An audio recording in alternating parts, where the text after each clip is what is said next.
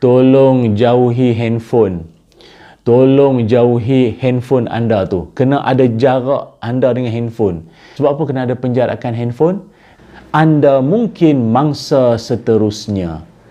Astaghfirullahalazim. Kenapa cakap macam tu?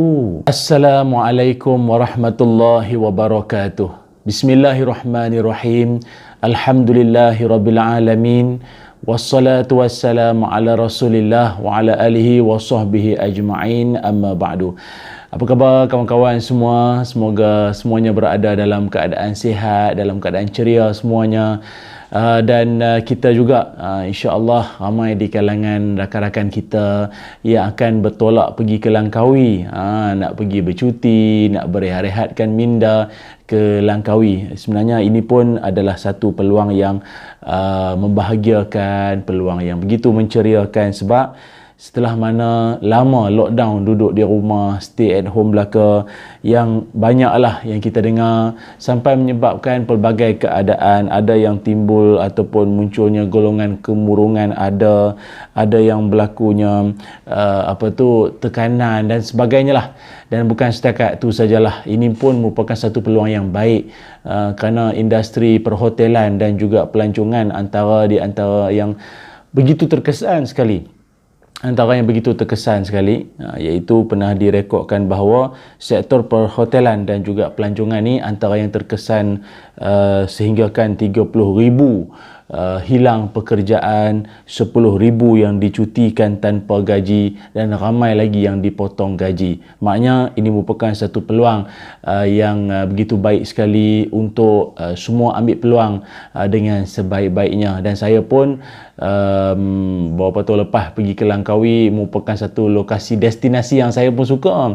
Jalan-jalan di Pekan Kuah, pergi ke Haji Ismail Group beli coklat, bawa anak-anak lah kan, pergi ke island hopping, pergi ke naik kereta kabel Gunung Macincang. Banyaklah destinasi yang menarik di sana. Makanan pun harga berpatutan, hotel, resort, pantainya semua cantik. Cumanya ada beberapa pesanan penting yang saya nak bagi tahu pada kawan-kawan semua yang bakal memulakan permusafiran, yang bakal memulakan perjalanan nak bercuti, nak berehat-rehat di Pulau Langkawi ni. Yang pertama sekali saya nak sebutkan pada anda semua, iaitu jangan lupa berdoa. Jangan lupa untuk berdoa kepada Allah Subhanahu Wa Taala. Sebab apa saya pesankan supaya jangan lupa berdoa? Salah satu daripada golongan yang doanya mustajab ataupun doanya tidak ditolak oleh Allah Subhanahu Wa Taala, iaitu antara lainnya doa ibu ayah terhadap anak-anaknya, doa dakwatul mazlum, doa orang yang dizalimi, dan juga dakwatul musafir, doa orang yang bermusafir. Jadi bagi anda yang bermusafir, tak kisahlah perjalanan darat ke perjalanan udara ke, banyakkan berdoa pada Allah Ta'ala. Dalam sepanjang perjalanan tu perbanyakkan doa, minta pada Allah Ta'ala moga kita semua dipermudahkan urusan, Allah Ta'ala segera mengangkat wabak ini dengan sesegera mungkin. Banyakkan doa pada Allah Ta'ala, sebab perjalanan seorang musafir ini adalah perjalanan yang penuh dengan kebaikan dan keberkatan.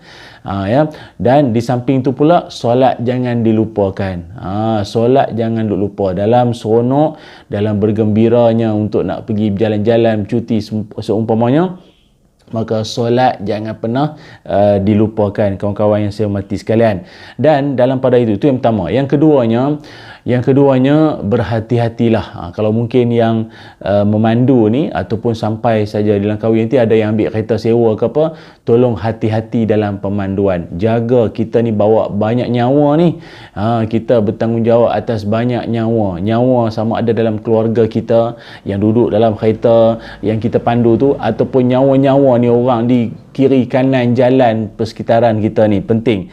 Sebab dalam Quran Allah Subhanahu Wa Taala berfirman, a'udzubillahi minasyaitonir rajim, wa man ahyaha faka'annama ahyan nasa jami'an, ila akhiril ayat. Sadaqallahul azim. Allah berfirman, siapa menjaga keselamatan hidup seorang manusia, Siapa yang menjaga keselamatan hidup seorang manusia, umpama dia menjaga keselamatan seluruh manusia. Surah Al-Ma'idah ayat 32.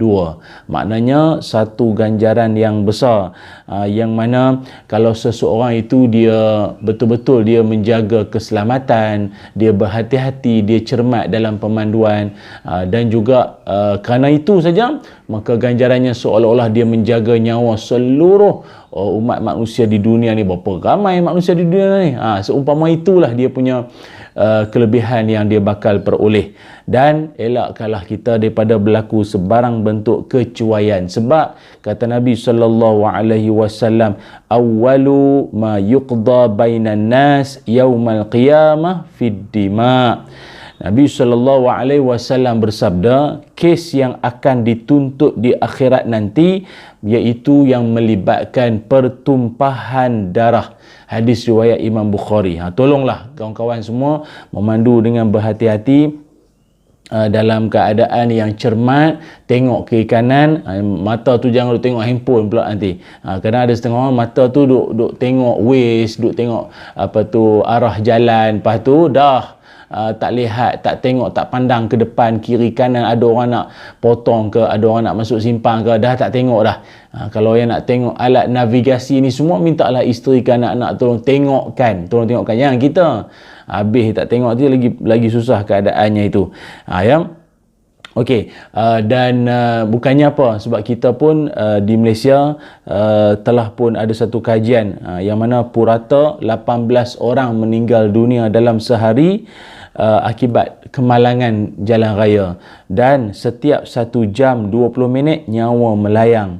Dan daripada 18 orang purata yang meninggal dunia di Malaysia akibat kemalangan dalam tempoh sehari, 11 daripadanya adalah penunggang motosikal. Tolong jaga keselamatan. Sebab kita pun tak tahu. Betul, kita baca doa. Ada orang dia kata tak apa, kita baca doa, lepas tu nanti insya-Allah lah selamatlah perjalanan. Betul, saya tak nafikan. Membaca doa itu memang suatu adab. Satu adab kita sebagai seorang yang nak memulakan perjalanan musafir seumpamanya. Tetapi ingat, dalam masa kita doa, kita pakai helmet, pakai tali pinggang keledar semua, tetapi dalam masa yang sama, iaitu kita punya kecermatan sewaktu mandu tu kena jaga.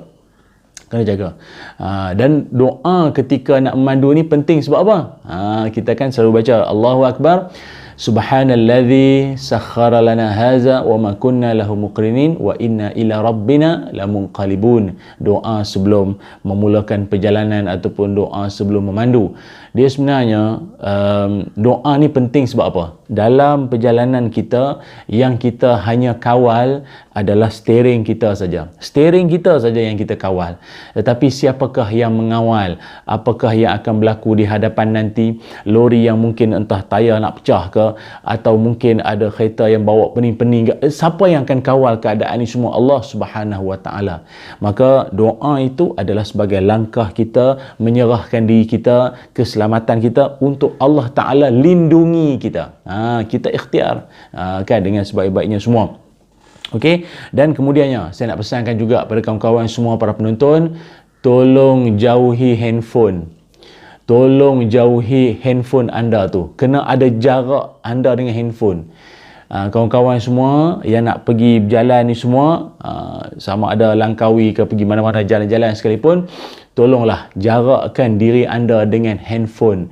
Dia bukannya social distancing. Sekarang ni kita kena ada smartphone distancing. Kena ada penjarakan handphone sekarang ni. Sebab apa kena ada penjarakan handphone? Sebab nak elakkan kita ni daripada mengabaikan masa terluang kita, masa berkualiti kita dengan keluarga. Kawan-kawan yang saya hormati sekalian, kita sudahlah banyak dah masa kita berurusan dengan alat peranti, gadget semua, dengan meeting online, kuliah online, kelas online, segala online. Jadi boleh tak masa terluang ini, bercuti, berehat ni, kalau boleh elakkan daripada mengadap handphone, mengadap gadget siang dan malam. Nak bagi tahulah, kami berada di tempat beli gamat, kami sedang berada di Haji Ismail Group, tengah beli bagasi, beli coklat, kami berada di mandi dekat laut di Pantai Cenang, tengah nak naik kereta kabel. Dia sibuk sangat nak bagi tahu dunia. Kalau kita terlalu banyak sangat online, kita telah banyak offline sebenarnya. Inilah masa berkualiti. Kita dan keluarga sepatutnya diluangkan. Tak payahlah, kalau boleh jarak, saya tak kata jangan tak guna langsung. Susah juga kan, kita nak guna juga handphone, nak scan MySejahtera lah apa semua kan. Tetapi jangan keterlaluan sangat. Ada jarak sikit, distancing sikit kita dengan smartphone kita, insya-Allah.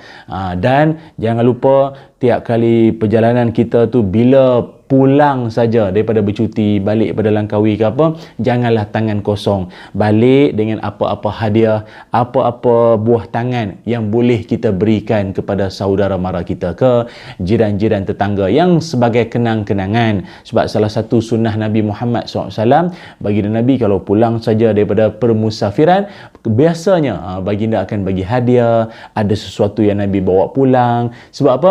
Tahadu tahabu, saling memberi hadiahlah, kerana kalian semua akan saling sayang menyayangi. Itu dia, itu Nabi SAW ajar, supaya kita ada cara untuk kita nak mengeratkan kasih sayang sesama kita. Jadi kawan-kawan semua, bagi anda yang nak bertolak ke Langkawi itu, ataupun yang nak bercuti, berjalan-jalan di mana-mana kawasan yang dibenarkan, saya doakan moga perjalanan anda selamat, Allah Ta'ala berikan perlindungan pada anda, dan tolong ni, mulut jaga, jangan ada di kalangan kita yang saat lagi kawan-kawan ni semua ramai-ramai nak pergi bercuti, ada pula dia kata timbul pula kluster pelancongan, timbul pula kluster geng-geng melancong Langkawi pula. Tolong jaga mulut ya, tolong jaga mulut. Boleh tak tolong doakan yang baik-baik? Tolong doa yang baik-baik. Mentang-mentang ada di kalangan kita yang tak pergi ke Langkawi, lepas tu yang pergi tu pula dia doa yang tak elok pula, dia cakap benda yang tak elok pula. Tolong doa yang baik-baik. Saya cukup tak berapa setuju betul lah dengan setengah perangai di kalangan kita ni, yang seolah-olah dia nak bagi warning, nak bagi amaran, tapi tak kena gaya, tak kena cara. Bukan begitu. Kawan saya cerita, ada satu kawasan tu naik satu kain rentang besar, satu banner besar, dia tulis dekat kain rentang tu, dia tulis awas, anda berada di kawasan yang telah dijangkiti COVID-19, anda mungkin mangsa seterusnya. Astaghfirullahalazim. Kenapa cakap macam tu? Kenapa cakap macam menakut-nakutkan orang? Jangan begitu. Kan? Sepatutnya doa yang baik-baik. Kalau mungkinlah nak bagi tahu kata kawasan ni adalah kawasan yang ramai telah pun dijangkiti COVID-19. Kalau boleh akhirkan ayat itu, semoga Allah pelihara anda, semoga Allah selamatkan kita, semoga kita dalam lindungan Allah Ta'ala. Kan bagus, kan comel ayat macam tu, daripada menggunakan ayat-ayat menakut-nakutkan orang, pelik punya ayat kan. Bayangkanlah kalau tiba sebuah masjid, dia letak satu kain rentang depan masjid, dia tulis apa? Awas, neraka itu sangatlah panas dan mengerikan, anda mungkin penghuninya. Boleh cakap macam tu? Apa semua kat, janganlah ustaz, janganlah doa masuk neraka pula, berdoalah masuk yang baik-baik. Tahu pula doa yang baik-baik. Habis yang tadi cerita pasal wabak COVID tu pasal apa? Tak mau doa yang baik-baik pula. Ingat, jangan menakut-nakut korang. Kawan-kawan kita nak pergi berjalan, nak bercuti, doa yang baik-baik dan pesan yang elok-elok. Jaga kesihatan, jaga apa yang telah pun dipesankan, kan? Semualah. Moga Allah Ta'ala bagi keselamatan pada kita semua. Amin ya rabbal alamin. InsyaAllah selamat berehat, selamat bercuti, dan moga Allah pelihara tuan-tuan semua. Beli gamat ke, beli apa cendah hati, jangan lupa saya lawak-lawak gurau ya. Jadi bagi anda, boleh sajalah letak di ruangan komen di bawah ni apa sahaja komen anda, apa sahaja anda punya isi hati yang nak dikongsikan. Mungkin keseronokan nak bercuti ke apa, boleh kongsikan di ruang komen di bawah sini ya. Terima kasih banyak, semoga bersua lagi. Assalamualaikum warahmatullahi wabarakatuh.